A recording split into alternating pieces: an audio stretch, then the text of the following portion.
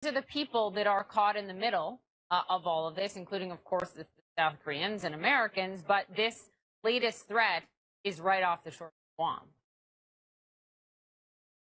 Well, yeah, a threat on paper and a threat.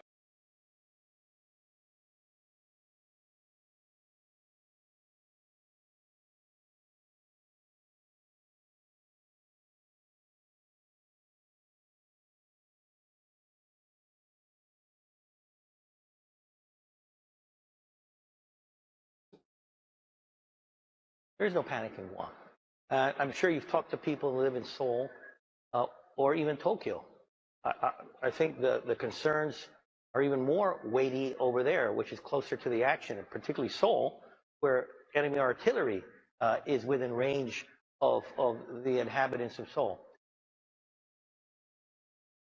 I was speaking to the governor in the Guam Museum, which has an exhibit showing photos of people's grandparents here who were put in Japanese concentration camps when occupied by the Japanese army during World War II. People here in living memory remember conflict. They have endured super typhoons, and in response to these threats, it's not the first time they've heard them from North Korea. In 2013, Kim Jong-un, when he was just brand new as supreme leader of North Korea, threatened Guam, and the U.S. military deployed THAAD missile defense systems here. The governor pointed out that there is an entire umbrella of U.S., South Korean, and Japanese military defense between Guam and North Korea, and any missile from there would have to fly over South Korea and Japan and a large expanse of ocean to reach here.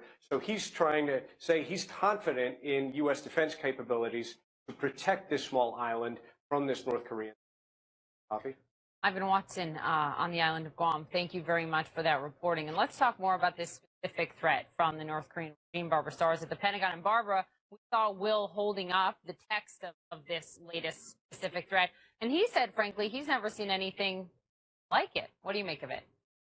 Well, there's some things that really do stand out with the North Koreans threatening to launch 4 simultaneous missiles. And one of the reasons they might be saying that is they think, or they're trying to send a message, that they could overwhelm the THAAD missile defense system that is on Guam.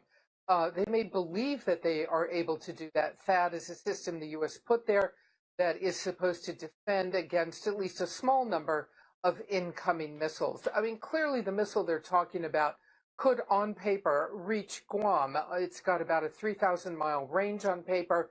Guam about 2,000 miles, but still very serious, but a heavy technical lift for the North Koreans to be able to target with precision at that distance and to be able to hit the target they think they're aiming at. So THAAD will be there. There will be a lot of watching and observation of North Korea over the coming days, even more perhaps than there already is.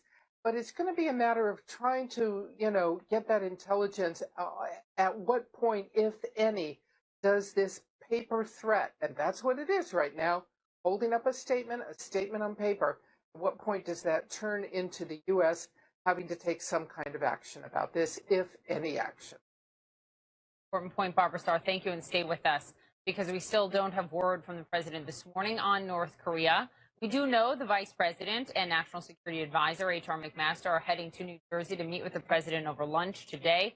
Talk about the big picture here. Former CIA operative Mike Baker is with us. Also back with us, Will Ripley and Barbara Starr. So, Mike, to you, this is, as Will pointed out, something like he's never seen before. This is a very technically detailed plan. 4 missiles they're threatening. The appropriate response in your mind from the administration is? Well, I mean, we have to operate on several levels. It's not we have to do this or we have to do that. By that I mean, look, we've already had a fairly successful effort in the UN. Right? So we had 15-0 on the U.S. drafted resolution.